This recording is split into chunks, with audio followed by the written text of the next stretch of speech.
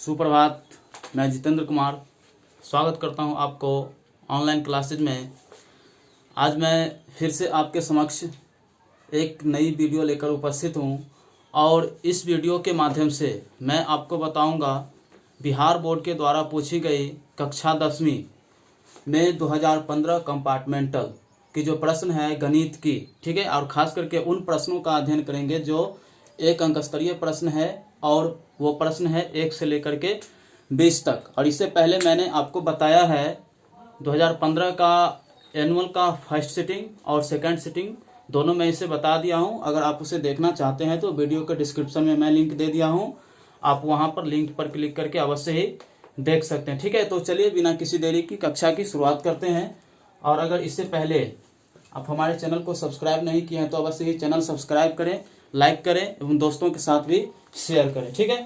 तो चलिए बिना किसी देरी की पहले क्वेश्चन जो है आपके समक्ष मैं रख रहा हूँ। और पहला क्वेश्चन है द्विघात बहुपदों की शून्यकों की संख्या होती है, ठीक है। तो मैं इसे लिख नहीं रहा हूँ, आपको पता होगा कि द्विघात बहुपद के शून्यकों की संख्या 2 होती है, ठीक है। मतलब जितना घात उतना शून्यक होगा। अगर त्रिघात बहुपद की शून्यकों की संख्या पूछे तो 3, चतुष्घात बहुपद के शून्यकों की संख्या पूछे तो 4 होगा, ठीक है। तो आपका पहला का आंसर हो गया ए, मतलब द्विघात बहुपद का जो शून्यकों का संख्या होगा वो कितना होगा, 2 होगा, ठीक है।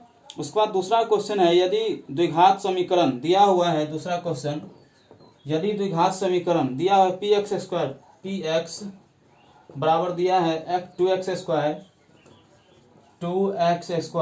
प्लस 3x माइनस 4 बराबर 0, ये आपका क्वेश्चन है। तो करें अल्फा बीटा हो तो अल्फा प्लस बीटा का मान क्या होगा। इसका शून्यक है अल्फा और बीटा है तो अल्फा प्लस बीटा का मान क्या होगा। आपने पढ़ा होगा शून्यकों का योग बराबर होता है माइनस बी बट्टा ए, यानी अल्फा प्लस बीटा बराबर होता है माइनस बी बट्टा ए, ठीक है। अब देखिए हम ए और बी का मान कहाँ से बैठाएंगे। ये देखिए ये 2 है, ये अचर पद है, ठीक है। तो ये हो गया ए का मान, इसमें हो गया 3 जो हो गया आपका हो गया बी का मान, और माइनस 4 जो हो गया आपका हो गया सी का मान, ठीक है। तो अब देख लीजिए मान बैठा दीजिए, आपका आंसर आ जाएगा। बी का मान है यहाँ पर माइनस, ऐसे ही लिख दीजिए, बी का मान 3 है और बी बट्टा ए है माइनस बी बट्टा ए, तो ए का मान यहाँ पर 2 है तो माइनस 3 बट्टा 2, ये आपका आंसर हो गया। और दूसरा का आंसर देखें तो दूसरा का डी, ठीक है, दूसरा का डी है। और मैं कोशिश करूंगा कि धीरे धीरे सब्जेक्टिव भी बता दूं। सबसे पहले मैं ऑब्जेक्टिव को कवर कर रहा हूं और ऑब्जेक्टिव कवर होने के बाद मैं आपको सब्जेक्टिव पर ले चलूंगा, ठीक है। तो तीसरा क्वेश्चन है आपके समक्ष है कि एक वृत्ताकार पथ पर 3 धावक दौड़ना शुरू करता है तो एक चक्कर लगाने में एक को लगता है 1 घंटा, उसके बाद एक को लगता है 3 घंटा और उसके बाद जो अगला है उसको लगता है 5 घंटा। तो पूछ रहा है तीनों जो प्रस्थान बिंदु पर कब मिलेगा। देखिए ये कोई मैदान है, राउंड वाला गोल मैदान है और एक ही बिंदु से 3 व्यक्ति दौड़ना प्रारंभ करता है, ठीक है। तो पूछ रहा है कि पुनः इसी स्थान पर तीनों जो है कब मिलेगा।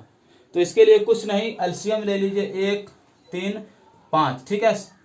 इसका जो एलसीएम होगा कितना होगा, 15 होगा, ठीक है। 1, 3, 5 का जो एलसीएम निकालेंगे तो कितना होगा, 15 होगा। तो देख लीजिए आपका 3 का डी ऑप्शन सही है, ठीक है।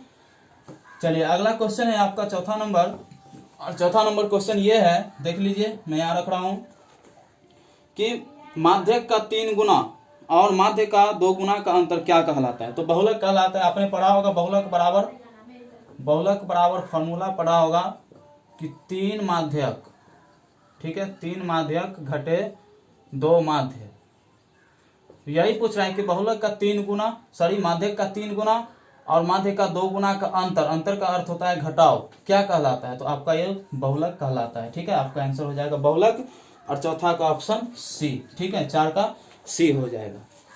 5वां क्वेश्चन मैं रख रहा हूं आपके सामने, आप अवश्य ही कॉपी और पेन, ठीक है, खोल लें और नोट करें, ठीक है, क्योंकि क्वेश्चन बैंक बहुत ही महत्वपूर्ण रखता है एग्जाम के दृष्टिकोण से। 5वां क्वेश्चन है आपके सामने कि 2 समरूप त्रिभुजों की भुजाएं दिया हुआ है, ठीक है। 2 समरूप त्रिभुज है, मान लीजिए 2 त्रिभुज दिया हुआ है, ठीक है। इसका भुजा दिया हुआ है आपका, एक का दिया हुआ है 4 सेंटीमीटर दिया है, ठीक है, एक का दिया है 9 सेंटीमीटर। तो पूछ रहा है कि अनुपात में दिया हुआ है दोनों, ठीक है, 4:9 है। तो पूछ रहा है इन त्रिभुजों के क्षेत्रफलों का अनुपात क्या होगा। मतलब क्षेत्रफलों का अनुपात जैसे ही पूछे तो क्या कीजिएगा, दोनों का वर्ग कर दीजिएगा। तो 4 का स्क्वायर कर दीजिए, यहाँ 9 का स्क्वायर कर दीजिए, ठीक है। और क्षेत्रफल दिया रहे और भुजा पूछे तो वर्गमूल कर दीजिए, ठीक है। तो इसे हम वर्ग कर रहे हैं, क्यों कर रहे हैं, क्योंकि भुजा दिया है, हमको क्षेत्रफल ज्ञात करना है। तो इसका हो जाएगा 16, ठीक है। अनुपात इसका हो जाएगा 9:81। यही आपका आंसर हो गया 16:81। तो आपका आंसर हो जाएगा 5 का सी, ठीक है। 5 का ऑप्शन सी हो गया। चलिए, उम्मीद करता हूं समझ में आया होगा। छठा नंबर क्वेश्चन है कि कार्तीय तल में स्थित किसी बिंदु दिया हुआ है, कार्तीय तल में स्थित किसी बिंदु दिया हुआ है 6,4 के कोटि का मान पूछ रहा है। कोटि का मान आपको पूछ रहा है कि कोटि का मान क्या होगा। तो इसका मतलब ये हुआ, देखिए ये x हो गया और ये y। तो भुज का मान पूछे तो x का मान, कोटि का मान पूछे तो y का मान। तो यहाँ देख लीजिए, भुज का मान हो गया 6 और कोटि का मान हो गया आपका 4। तो 4 आपका आंसर हो गया, ठीक है। उसके बाद आ रहे हैं 7वां नंबर क्वेश्चन। 7वां नंबर क्वेश्चन आपके सामने है कि अर्धवृत्त पर, ठीक है, अर्धवृत्त का कोण होता है, कितना होता है, 90 डिग्री होता है। 7 का ए आंसर हो जाएगा 90 डिग्री। अर्धवृत्त का जो कोण होता है कितना होता है, 90 डिग्री होता है। 7 का ए आंसर। 8वां नंबर क्वेश्चन दिया है किसी घटना की प्रायिकता नहीं होती है, ठीक है। तो माइनस में किसी घटना की प्रायिकता नहीं होगा, इसका ऑप्शन क्या होगा, सी होगा -7। ये किसी घटना की प्रायिकता नहीं है, ठीक है।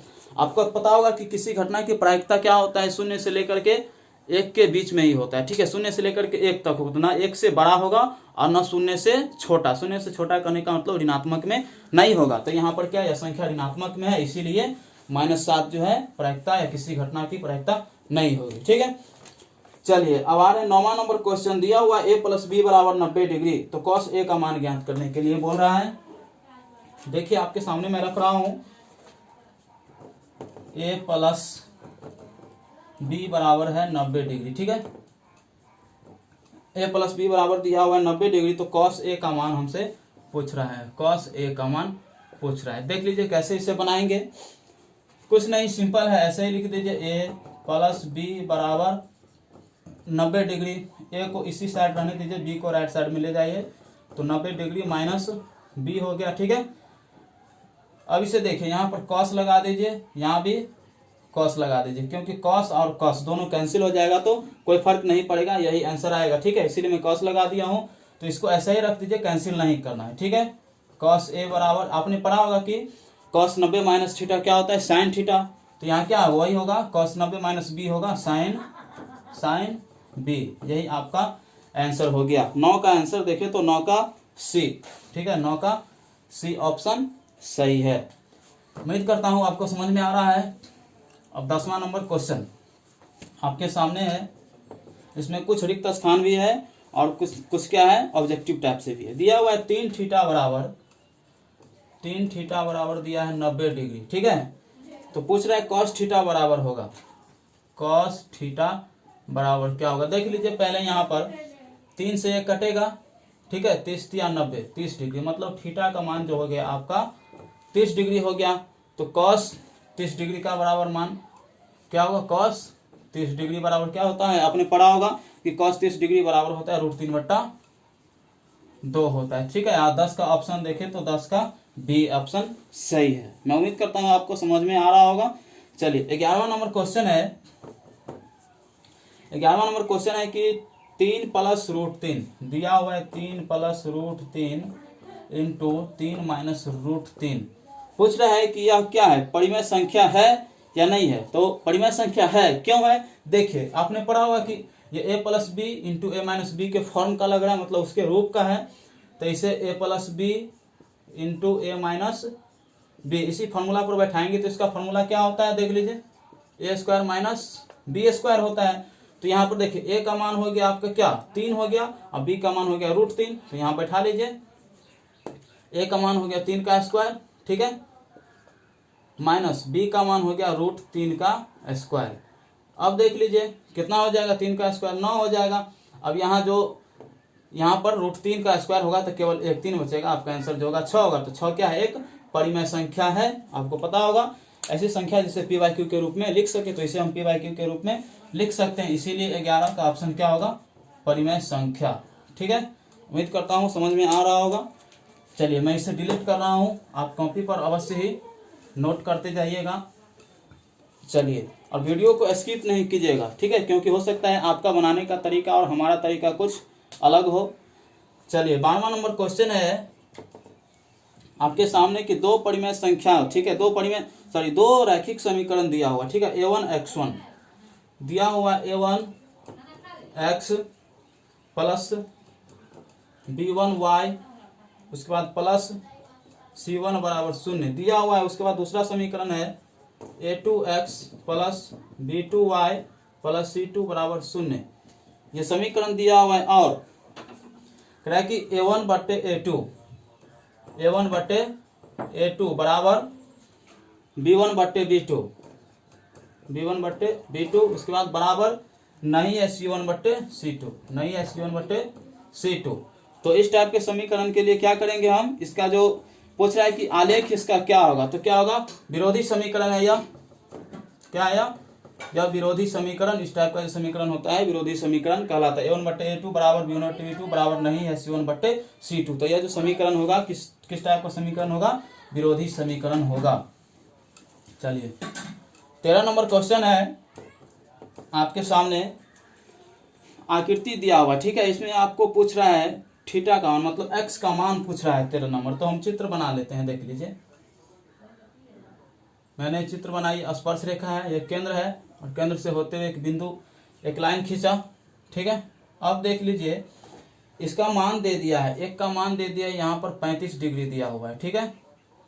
इसका नाम है P है, O है और क्या है A है, और ये जो है x डिग्री, ठीक है। यही आपसे मान पूछ रहा है कि x का मान क्या होगा। तो क्या होगा देख लीजिए, ये जो आप देख रहे हैं केंद्र से जो हम त्रिज्या खींचे हैं ये स्पर्श रेखा पर लंब है, ठीक है, जो स्पर्श रेखा पर क्या है, लंब है। और जहां पर लंब होता है वहां पर जो है कितना डिग्री का कोण बनता है, 90 डिग्री का कोण बनता है, आपको पता होगा। अब देख लीजिए AOP, यही क्या हो गया, त्रिभुज हो गया।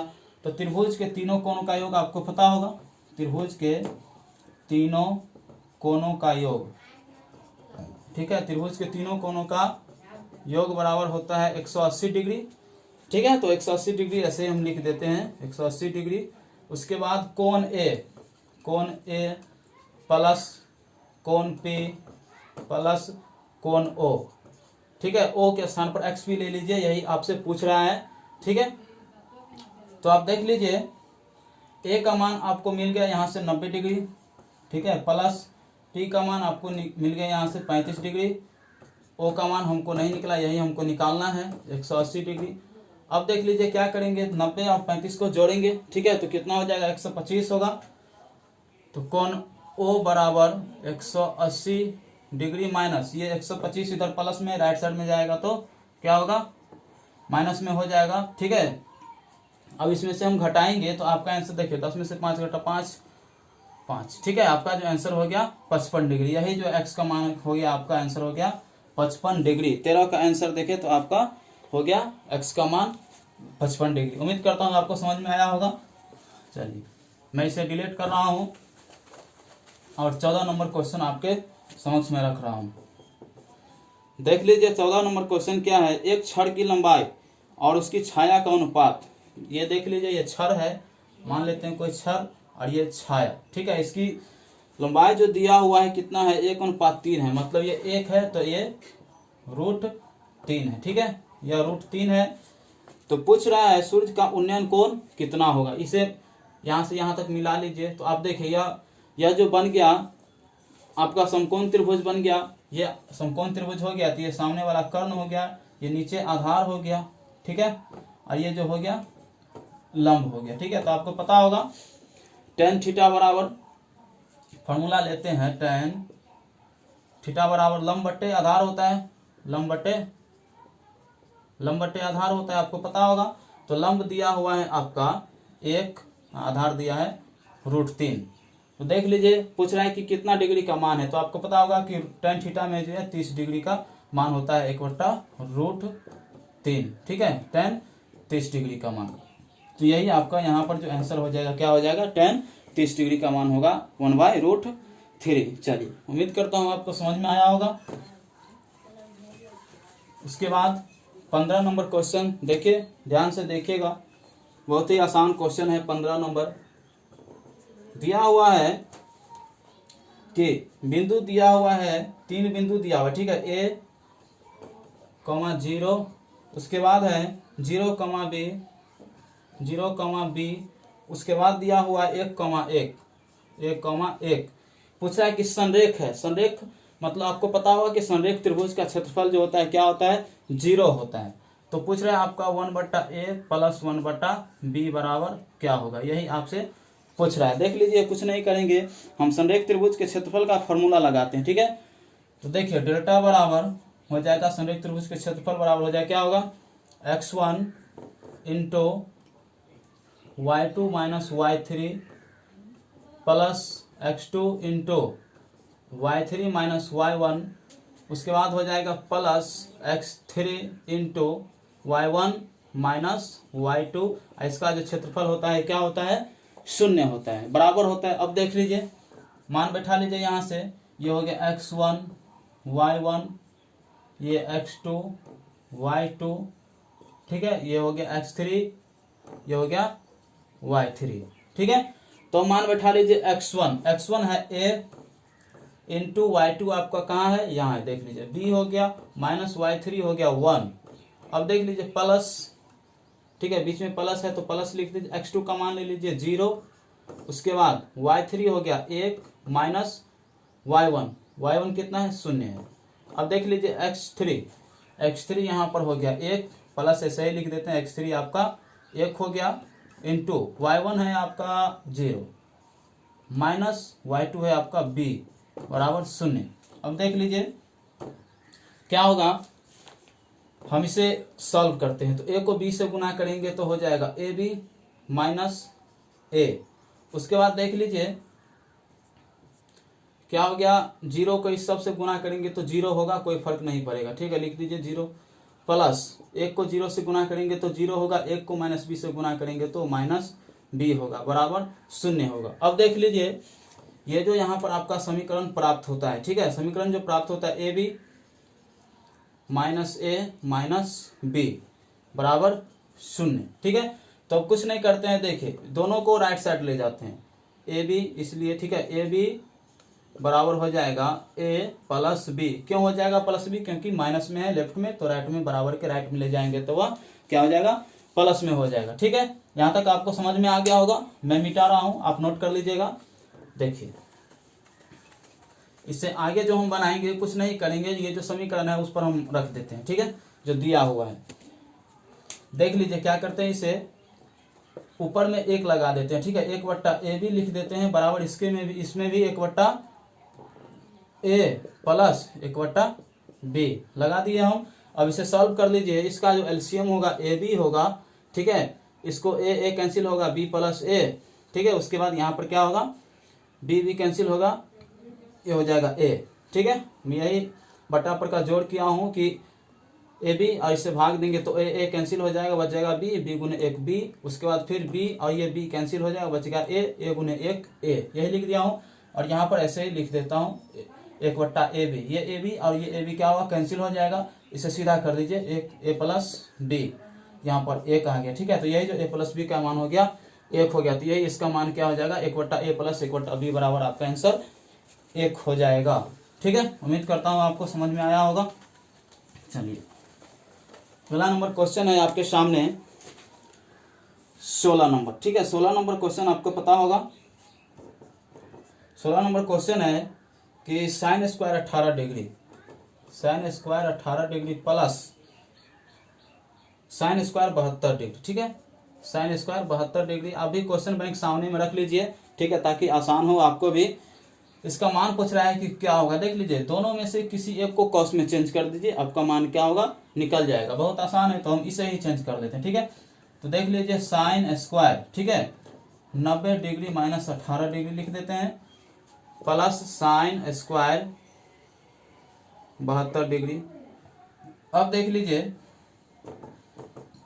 साइन 90 माइनस थीटा आपने अभी जस्ट पढ़ा थोड़ा देर पहले कि कॉस थीटा, तो इसको कॉस थीटा हम लिख देते हैं, कॉस स्क्वायर थीटा का मान 90 में से 18 घटाएंगे तो 72 degree plus sine square 72 degree. आपने पढ़ा होगा कि sine square theta plus cos square theta बराबर 1 होता है। यहाँ भी थीटा का मान बराबर, यहाँ भी थीटा का मान बराबर है, तो sine square theta plus cos square theta, इसका मान क्या हो गया? 1 हो गया। तो 16 का आंसर हो गया आपका 1।